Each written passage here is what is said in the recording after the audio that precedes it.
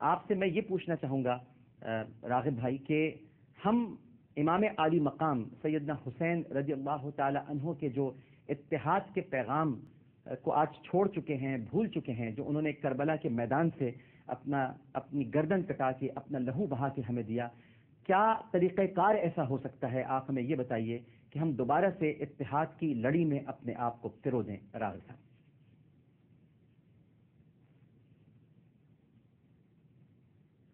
فرمائیے۔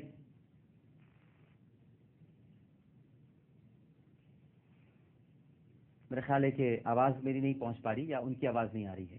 مجھے M C R سے کوئی بتائے گا کہ کیا ہو رہا ہے؟ لائن ڈراپ ہو گئی ہے۔ ہم دوبارہ کوشش کرتے ہیں کہ راغب نعیمی صاحب سے ہم گفتگو کر سکیں۔ مولانا گلفام ہاشمی صاحب سے اور راغب نعیمی صاحب سے سوال ان تک پہنچ چکا ہے۔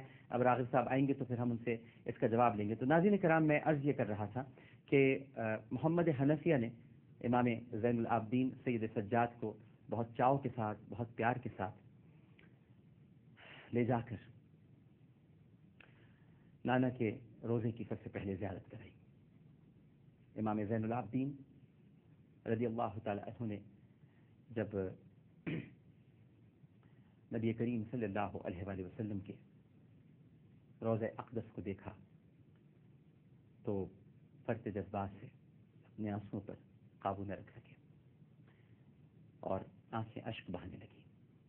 سب کچھ یاد آیا، ایک ایک لاشا یاد آیا، چچا عباس کے کٹے ہوئے بازو یاد آئے، چھوٹا سا ننھا سا علی اصغر وہ یاد آیا، اپنا بھائی کڑیل بھائی جس کی آواز بھی نبی کریم صلی اللہ علیہ وآلہ وسلم سے ملتی تھی، جس کا انداز بھی سرکار دو عالم صلی اللہ علیہ وآلہ وسلم جیسا تھا، اور جو شکل میں بھی آقا کریم صلی اللہ علیہ وآلہ وسلم ہی سے ملتا تھا، علی اکبر وہ یاد آئے۔ جنت البقیع کی طرف دیکھا تو امام حسن علیہ السلام کا مزار، ان کی قبر اطہر ایسا لگا کہ ان کے سامنے ہی ہو اور پوچھ رہی ہو کہ میرے پیارے بھتیجے ابو بکر کہاں ہیں، عمر کہاں ہیں، عثمان کہاں ہیں، قاسم کہاں ہیں، میرے بچے کہاں ہیں؟ وہ بھی شہید ہو گئے، انہوں نے بھی اپنی جان میرے بھیا پہ وار دی۔ اور پھر نبی کریم صلی اللہ علیہ وآلہ وسلم سے آپ نے گزارش کی، آپ نے التجا کی، بلکہ گزارش اور التجا نہیں تھی، یہ پوچھا کہ آقا کریم صلی اللہ علیہ وآلہ وسلم، ہم تو آپ کے گھرانے کے پھول ہیں، کیا آپ کو ہماری قربانیاں پسند آئیں؟ آپ نے جیسا کہا تھا، جیسا چاہا تھا، جو حکم تھا ویسا ہی ہوا، ہم پیچھے نہیں ہٹے۔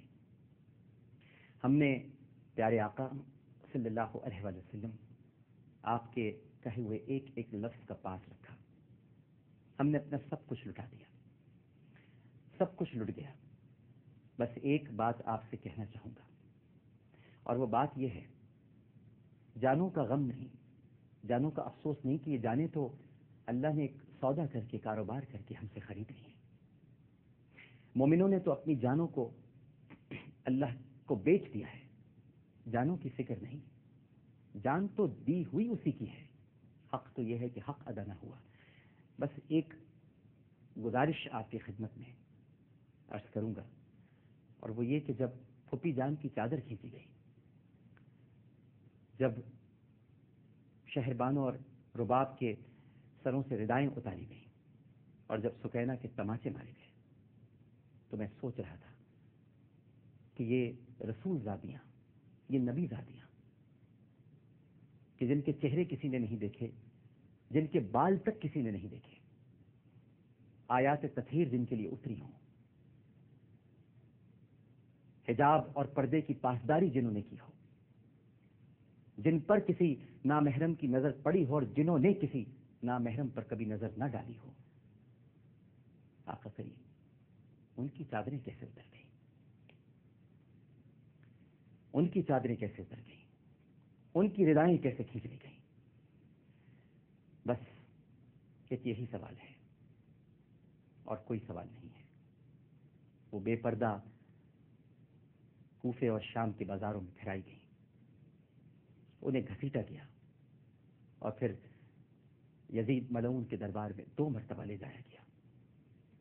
زندان میں پھوپھی جان زیادہ کچھ کھاتی نہیں تھی کیونکہ بچوں کے لیے کھانا پورا نہیں پڑتا تھا، لہذا اکثر و بیشتر روزے رکھتی یا فاقے کرتی۔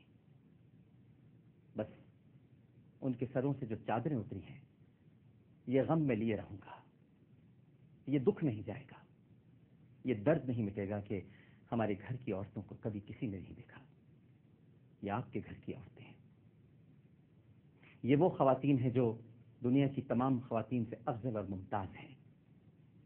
یہ وہ خواتین ہیں کہ دنیا کی تمام خواتین جن کے در کی کنیز ہیں، لیکن ان کے سر سے چادریں کھینچی گئی۔ ایک چھوٹا سا وقفہ لیتے ہیں ناظرین کرام، اور نہج خطابت ہمارا ایک پروگرام ہے جو ہادی عسکری صاحب پیش کر رہے ہیں۔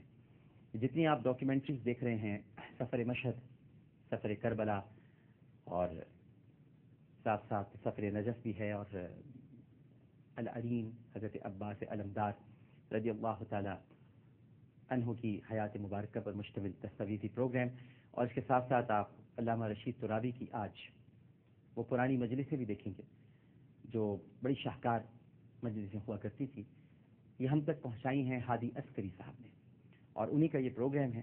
وہ آپ کو بتائیں گے کہ نہج خطابت کیا تھی، کس طرح سے انہوں نے یہ ڈاکیومنٹریز مرتب کی، اور کیسے وہ تقاریر جو چھوٹے تھے اور سنا کرتے تھے علامہ رشید ترابی کی، ان کے کچھ تجربات ہیں، وہ آپ اس پروگرام میں دیکھیے۔